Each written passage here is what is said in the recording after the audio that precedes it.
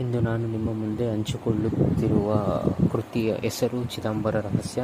ಬರಹಗಾರರು ಕೆ.ಪಿ. ಪೂರ್ಣಚಂದ್ರ ತೇಜಸ್ವಿ. ಚಿದಂಬರ ರಹಸ್ಯ. ಅಧ್ಯಾಯ 1. ಒಟ್ಟಿನಲ್ಲಿ ಕ್ರಾಂತಿ ಆಗಬೇಕಪ್ಪ ಎಂದು ನಿಟ್ಟುಸಿರು ಬಿಡುತ್ತಾ ಜೋಸೆಫ್ ಅಂಗಾರ ತನಗೆ ತಾನೇ ಎಂಬಂತೆ ಹೇಳಿಕೊಂಡ. ಕೆಸರೂರಿನ ಪೇಟೆಯ ಕೊನೆಯಲ್ಲಿ ಹಾಕಿದ್ದ ಕಲ್ಲು ಬೆಂಚಿನ ಮೇಲೆ 4 ಮಿತ್ರವರ್ಗರು ಕುಳಿತುಕೊಂಡು ಅಂತಿಮವಾಗಿ ಈ ತೀರ್ಮಾನಕ್ಕೆ ಬಂದಿದ್ದರು. ಕೆಸರೂರಿನ ಜೂನಿಯರ್ ಕಾಲೇಜಿನ ಅರ್ಥಶಾಸ್ತ್ರ ಅಧ್ಯಾಪಕ ಡಾ. ರಾಮಚಂದ್ರನ ಪಟ್ಟಶಿಷ್ಯರಾದ ಈ 4 ಹಲವು ದಿನದ ಶಿಷ್ಯವೃತ್ತಿಯ ನಂತರ ಒದಗಿದ ಜ್ಞಾನೋದಯ ಇದು. ಇದಕ್ಕೆ ಕಾರಣ ಆರ್ಥಿಕ ಒತ್ತಡವೋ, ಸಾಮಾಜಿಕ ಕಳಕಳಿಯೋ, ರಾಜಕೀಯ ಮಹತ್ವಾಕಾಂಕ್ಷೆಯೋ ಎಂಬುದು ಅವರಿಗೂ ತಿಳಿಯದ ವಿಷಯವಾಗಿತ್ತು. ಅವರು 4 ಮೊದಲು ಇಂಗ್ಲಿಷ್ ಅಧ್ಯಾಪಕ ಜೀವಣ್ಣನ ಶಿಷ್ಯವೃತ್ತಿ ಮಾಡುತ್ತಾ ದಾರಿಯಲ್ಲಿ ಹೋಗಿ ಬರುವ ಕೆಸರೂರಿನ ಹುಡುಗಿಯರನ್ನೆಲ್ಲ ಪ್ರೀತಿಸಿ ಸುಸ್ತಾಗಿ ಲಾಚರ್ ಆಗಿ ಹೋಗಿದ್ದರು.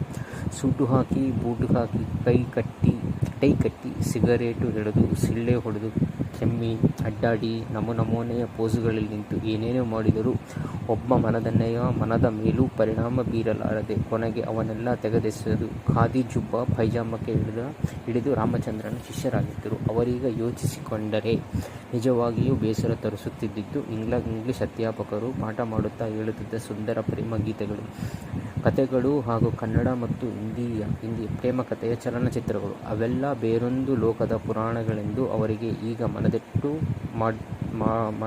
ಮಾಡತೊಡಗಿತ್ತು.